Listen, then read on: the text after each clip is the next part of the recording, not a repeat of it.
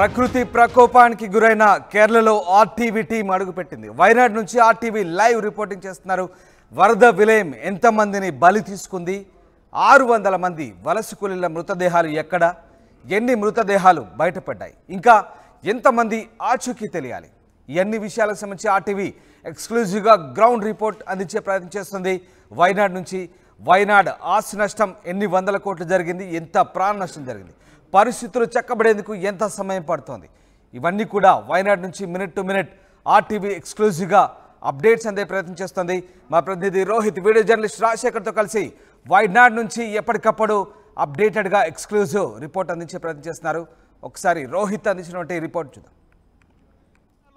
వైనాడ్లో కొన్ని గ్రామాలు కొట్టుకుపోయాయి. అక్కడ చూస్తూ ఉంటే అందంగా కనిపించిన ఆ గ్రామాలు ఇప్పుడు శ్మశాన వాతావరణాన్ని తలపిస్తున్నాయి.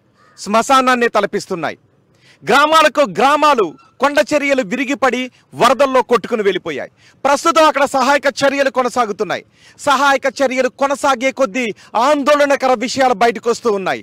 సహాయక చర్యలు కొనసాగుతున్న కొద్దీ వందల మంది ఆచూకీ తెలియడం లేదు అనే విషయాలు బయటకు వస్తున్నాయి. అక్కడ చురామలలో కానీ, మెప్పడిలో కానీ, ముండకల్లో కానీ ఇలా కొన్ని గ్రామాల్లో ఎక్కడ అడుగుపెట్టినా బురదే కనిపిస్తోంది. కూలిపోయిన ఇల్లు కనిపిస్తున్నాయి. అప్పటి వరకు వారి మసిలిన ఇల్లు మట్టి దిబ్బల్లా కనిపిస్తున్నాయి. ఎవరిని కదిలించినా వారి నోటిలో నుంచి మాట రావడం లేదు. ఎవరిని కదిలించినా వారి కళ్ళలో నుంచి కన్నీళ్లు మాత్రమే వస్తున్నాయి.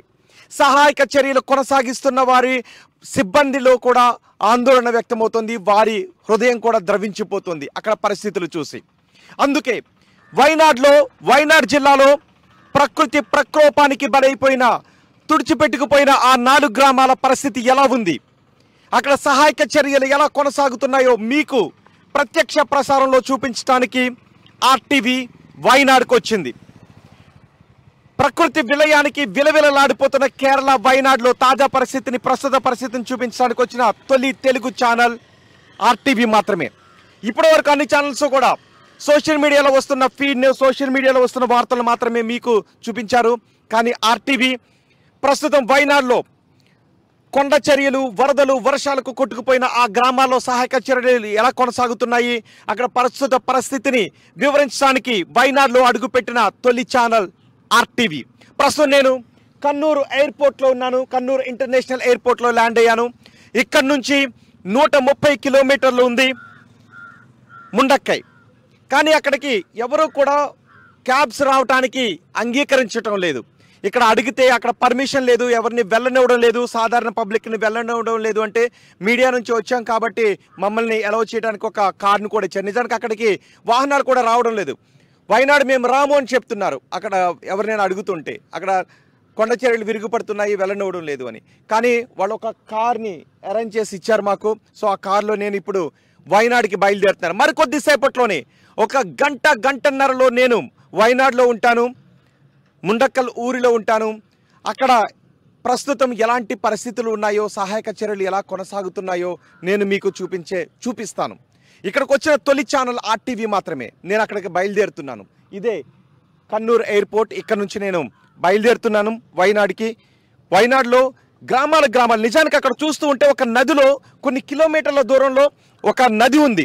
ఆ నదిలో కొన్ని శవాలు, అంటే కొన్ని కిలోమీటర్ల దూరంలో ఉన్న నదిలో కొన్ని శవాలు బయటపడ్డాయని చెప్తున్నారు. చాలా ఆందోళనకర విషయం. ఇంకా సహాయక చర్యలు కొనసాగే కొద్దీ వందల మంది కార్మికుల జాడ కూడా తెలియడం లేదు అని చెప్తున్నారు. వాళ్ళంతా ఏమైపోయారో తెలీదు. ఇప్పటికే 140 మందికి పైగా చనిపోయారు. వందల మంది గాయపడ్డారు. వేల మంది నిరాశ్రయులయ్యారు. వేల మందిని సురక్షిత ప్రాంతాలకు తరలించారు. అక్కడ కేంద్ర రాష్ట్ర ప్రభుత్వాల సహకారంతో సహాయక చర్యలు కొనసాగుతున్నాయి. నా వంతుగా నేను కూడా అక్కడికి వెళ్తూ ఉన్నాను. అక్కడ పరిస్థితిని ప్రపంచానికి చూపించి కేరళను వీలైనంత త్వరగా ఇంకా ఆదుకోవడానికి మీడియా నుంచి ఏం చేయగలమో అది చేయడానికి ఆర్టీవీ వైనాడ్లో అడుగు పెట్టడానికి వెళ్తోంది. రండి.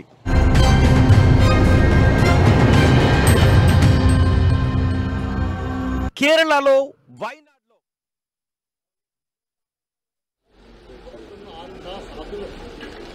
కేరళలో ఆర్టీవీ టీం అడుగుపెట్టింది. వైనాడ్ నుంచి ఆర్టీవీ లైవ్ రిపోర్టింగ్ ఇస్తుంది. వరద విలయం ఎంతమందిని బలి తీసుకుంది? దాదాపు 600 మంది వలస కూలీల మృతదేహాలు ఎక్కడ? ఎంత ప్రాణ ఆస్తి నష్టం జరిగింది? ఎన్ని మృతదేహాలు బయటపడ్డాయి? ఇంకా ఎంతమంది ఆచూకీ తెలియాలి. వయనాడ్లో ఆస్తి నష్టం ఎన్ని వందల కోట్లు జరిగింది. ప్రకృతి ప్రకోపానికి బలైన వయనాడ్ జిల్లాలో తాజా పరిస్థితులు ఏంటి? ఎప్పటికప్పుడు గ్రౌండ్ రిపోర్ట్ అందించే ప్రయత్నం చేస్తుంది RTV. Minute to minute exclusive reports అందించే ప్రయత్నం చేస్తుంది. వీడియో జర్నలిస్ట్ రాజశేఖర్తో మా ప్రతినిధి రోహిత్ వయనాడ్ చేరుకున్నారు. అక్కడి నుంచి ఎక్స్క్లూజివ్గా రిపోర్ట్స్ అందించే ప్రయత్నం చేస్తున్నారు, అప్డేట్స్ అందే ప్రయత్నం చేస్తున్నారు. అప్డేట్స్ మీ ముందు ఉంచుతున్నాం.